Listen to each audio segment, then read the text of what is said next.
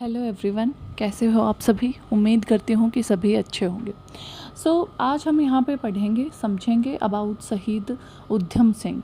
अभी आप लोगों ने फ़िलहाल में देखा होगा कि हमारे पास जो 31 जुलाई है उसको शहीद उधम सिंह की जयंती के रूप में मनाया जा रहा है और उन्हें शहीद डिक्लेयर किया गया था। इससे पहले इस तरह की बातें नहीं थी। क्यों नहीं थी, अब ऐसा क्या हो गया है और कौन है शहीद उधम सिंह, क्योंकि बहुत ज़्यादा हम इनके बारे में नहीं सुनते हैं। उस सारी बातों को आज इस वीडियो में हम समझेंगे।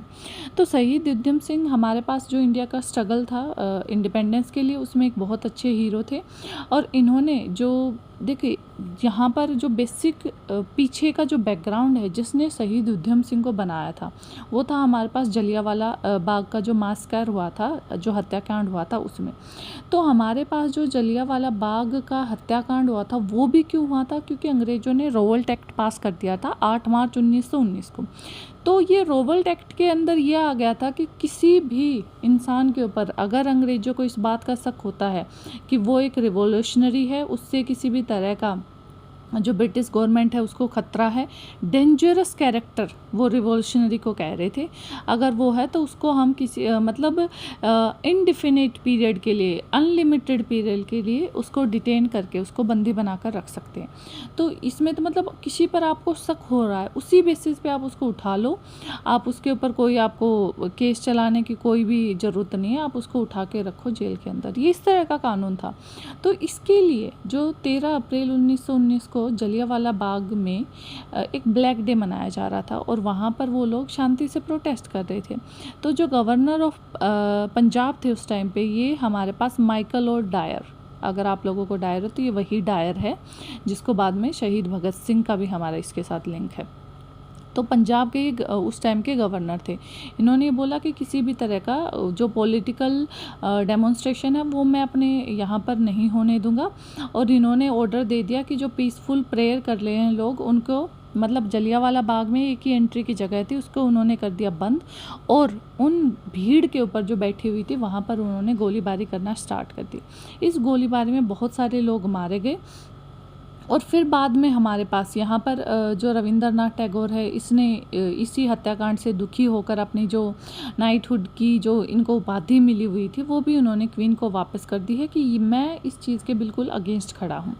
तो यहाँ पर जनरल डायर को मारने की पूरी तरह से साजिश रची गई कि वो पूरा एक वैलेंट एक विलियन का जो कैरेक्टर है वो जनरल डायर है।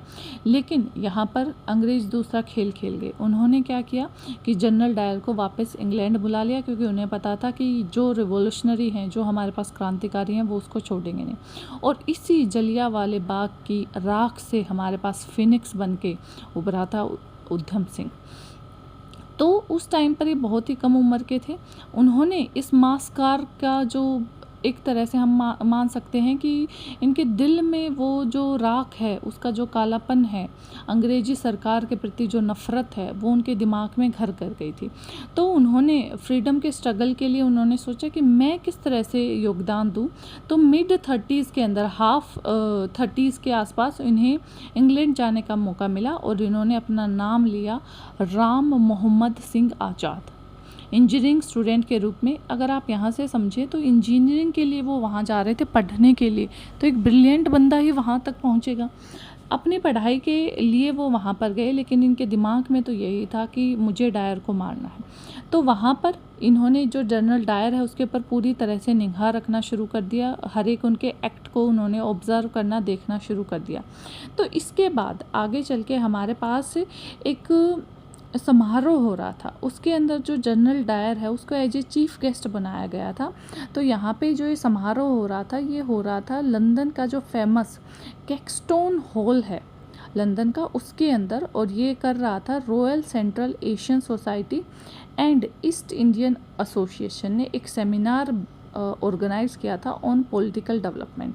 और इसमें उन्होंने क्या किया था, इस सेशन का जो चेयरपर्सन है उन्होंने जो लॉर्ड जेटलैंड थे, उन्होंने जो माइकल ओ डायर था उसको, जिसको हम जनरल डायर के नाम से जानते हैं, उन्हें एज ए चीफ गेस्ट वहाँ पर बुलाया था।